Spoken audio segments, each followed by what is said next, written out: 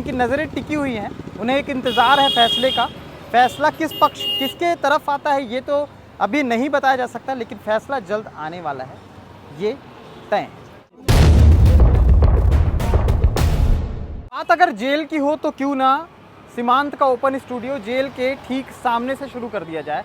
तो इसलिए मैंने सोचा कि यहीं से इस बोर्ड के पास और इस जेल के मेन गेट के सामने से आपको तस्वीरें तो बहुत दिखा चुके हैं, लेकिन अब तस्वीरों के पीछे की कहानी दिखाने के लिए हाजिर हैं। 25 जुलाई सुबह के 8 बजे के बाद जो चीज़ें हुई, 2 नन की गिरफ्तारी और उसके बाद जो सारी चीज़ें हुई उसकी लगातार अपडेट हमने दिखाई, आपने देखी है और पूरे देश में इसकी चर्चा भी चल रही है।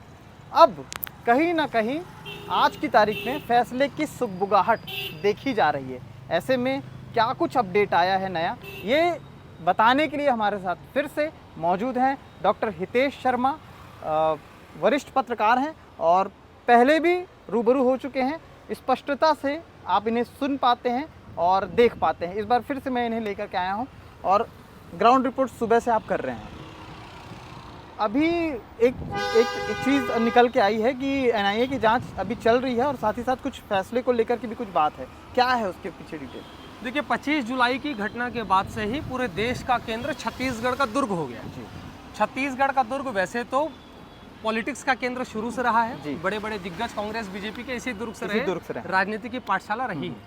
लेकिन इस बार दुर्ग अगर चर्चा में है देश भर में तो पॉलिटिक्स के लिए नहीं है, 2 नन के कारण। सेंट्रल जेल के वो अंदर है, उन्हें तमाम तरह की सुविधाएं मिल रही हैं कि नहीं इसकी चर्चा भी हो रही है, क्योंकि वो नन है और शायद बीमार भी है, ऐसा जो डेलीगेट्स उनसे मिल के आ रहे हैं वो बता रहे हैं। डेलीगेशन भी आपने देखा, केरला के तमाम सांसद विधायकों की एक फौज जो है वो इनसे मिलने आ चुकी है। आज दूसरी बार एक बार फिर डेलीगेट्स आया था और सुबह लगभग 40 मिनट तक उनसे मुलाकात हुई। इस बार की जो मुलाकात थी वो बहुत सहज और सरल रूप से हो गई, क्योंकि पिछले बार जो मुलाकात हुई थी आपको याद होगा काफ़ी तमाशा हुआ, हंगामा हुआ, गेट पे रोक दिया गया था और कहा तो ये गया कि उनके पास परमिशन नहीं, तो परमिशन नहीं होने के कारण शायद उन्हें एंट्रेंस नहीं मिल पाई। लेकिन फिर उसके बाद में ये पता चला कि उन्हें एंट्रेंस मिल गई थी। लेकिन इस बार बहुत आसानी से वो अंदर चले गए और अंदर जाने के बाद में उन्होंने जो नन से मुलाकात की। केस एनआईए को ट्रांसफर हो चुका है। छत्तीसगढ़ में एनआईए का जो कोर्ट है वो बिलासपुर में है, चूंकि बिलासपुर हाई कोर्ट भी है, उच्च न्यायालय भी है। तो वहीं डीजे साहब है, सिराजुद्दीन कुरैशी है, उनके कोर्ट में ये केस गया है। दोनों पक्षों की सुनवाई जो है वो डीजे ने की और सिराजुद्दीन कुरैशी है, उन्होंने दोनों पक्षों की सुनवाई को सुना है और सुनने के बाद में अब कल तक के लिए फैसला जो है वो सुरक्षित रख लिया गया है जी। तो जैसे सुनवाई हुई है, अब इसमें एक चीज़ देखा जा रहा है कि किसके पक्ष में चीज़ें जाएंगी। ये एक बड़ा मतलब कहीं ना कहीं अज्यूम कर रहे हैं लोग कि कहीं ऐसा ना हो जाए, क्योंकि लड़की का जो बयान आया कल, 3 लड़कियों का जिक्र हो रहा था, ह्यूमन ट्रैफिकिंग की बात हो रही थी, अचानक से लड़की का बयान आता है और नारायणपुर के अंतिम छोर से, और ये चीज़ें पता चलती हैं कि वो धर्मांतरण जो था वैसा कुछ था नहीं। तो इससे क्या सिनारियों में कुछ बदलाव होगा? जी बिल्कुल, देखिए बदलाव होना लाजमी है, इसलिए लाजमी है क्योंकि जो विक्टिम है, जो लड़की है, उसने खुद ये कह दिया कि वो पहले से ही ईसाई है, लगभग 10 साल हो गया ऐसा बता रही है कि उसके परिवार ने, उसके परिजनों ने, पूरे परिवार ने, सिर्फ लड़की युवती ने ही नहीं, उसके पूरे परिजनों ने लगभग 10 साल पहले ईसाई धर्म कबूल कर लिया था और ईसाई धर्म उन्होंने अपना लिया था। अब सबसे बड़ी बात यह है कि इसके अलावा और जो 2 अन्य लड़कियां थी वो लोग भी लगभग 4-5 साल पहले ईसाई बन चुकी है, वो भी ईसाई बन चुकी थी।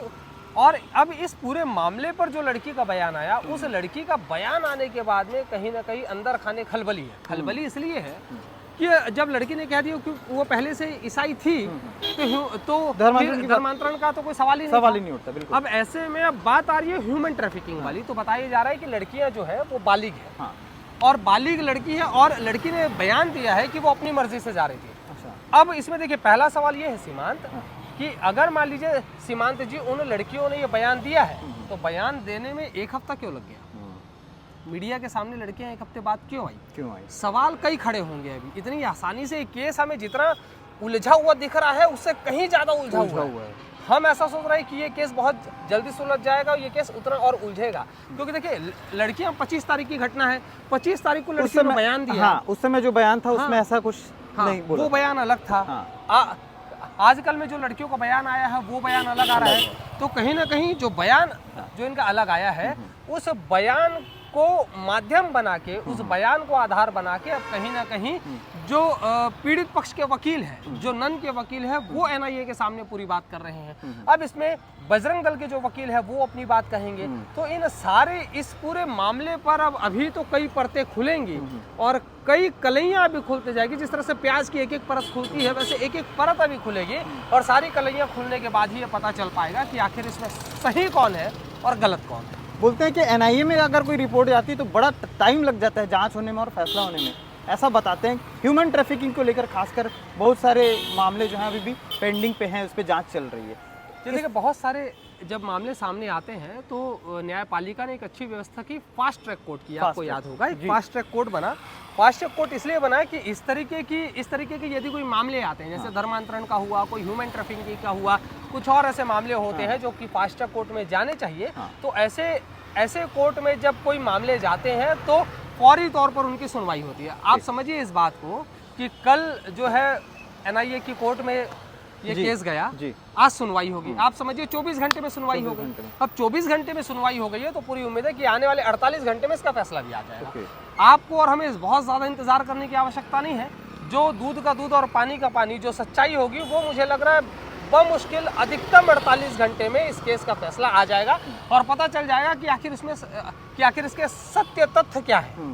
सत्य तथ्य इसलिए बोल रहा हूँ क्योंकि कोर्ट में बात होगी तथ्यों पर और बात होगी सत्यता पर।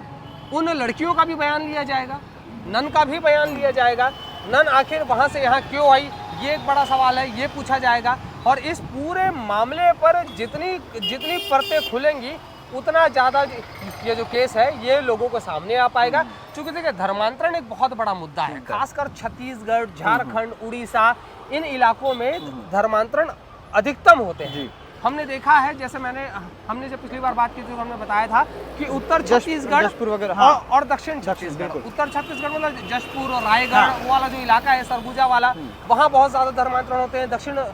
दक्षिण छत्तीसगढ़ में पूरा बस्तर आ जाता है। आप देखते हैं कांकेर है, बस्तर है, उत्तर बस्तर है, दक्षिण बस्तर है, यहाँ सबसे ज्यादा धर्मांतरण होते हैं। अब इस पूरे मामले पर अब धीरे धीरे कलैयां खुलनी शुरू होगी क्योंकि छत्तीसगढ़ की सरकार ने धर्मांतरण को लेकर के बड़ा कड़ा कानून बनाया है और उस कानून के अंतर्गत यदि ऐसा कुछ पाया जाता है तो सजा भी कठोर होगी, ये बात भी सच है। लेकिन फिलहाल ये जो दो नन हैं कैथोलिक समुदाय से आती हैं, ये छत्तीसगढ़ क्यों आई थी, ये लड़कियां इनके साथ क्यों जा रही थी, ये लड़कियां कौन है, कैसे इनके संपर्क में आई। अच्छा, इन सब के तरह सीमान जी एक सबसे बड़ी बात है, वो एक आदिवासी लड़का भी था इनके साथ में। जब केरल के सांसद आए थे तो हमारी उनसे बात हो रही थी, हमने उनसे जब सवाल किया था, आप ही का सवाल था ये, मुझे याद है बहुत अच्छे से। आपने जब उनसे पूछा कि केवल 2 नन की रिहाई की बात हो रही है, उस युवक से कोई नहीं मिल रहा है, तब उसने कहा था कि इस पूरे सिस्टम में, मतलब इस केस में जितने भी लोग अभियुक्त होंगे, जितने भी लोग को अपराधी बनाया गया है, उन सभी लोगों की रिहाई की जो कोशिश की जा रही है। मतलब सांसद ने ये क्लियर कर दिया, जो सांसद आए थे केरल के, उन्होंने बता दिया कि यदि रिहाई होगी तो उस नवयुवक की भी होगी जो छत्तीसगढ़ के नारायणपुर का रहने वाला है। तो ये सच और झूठ, ये चीज़ें जो हैं अब जिस जगह पर हैं उस जगह से जब निकल के आएंगी तो एक बड़ा फैसला होगा। एक बड़े फैसले का इंतज़ार इस वक्त सभी लोग कर रहे हैं। सभी लोग इन द सेंस, जैसे ही खबर डल रही है तमाम लोगों की नज़रें इस पर टिकी हुई हैं। तो जिनकी नज़रें टिकी हुई हैं उन्हें एक इंतज़ार है फैसले का। फैसला किस पक्ष, किसके तरफ आता है ये तो अभी नहीं बताया जा सकता, लेकिन फैसला जल्द आने वाला है, ये तय है।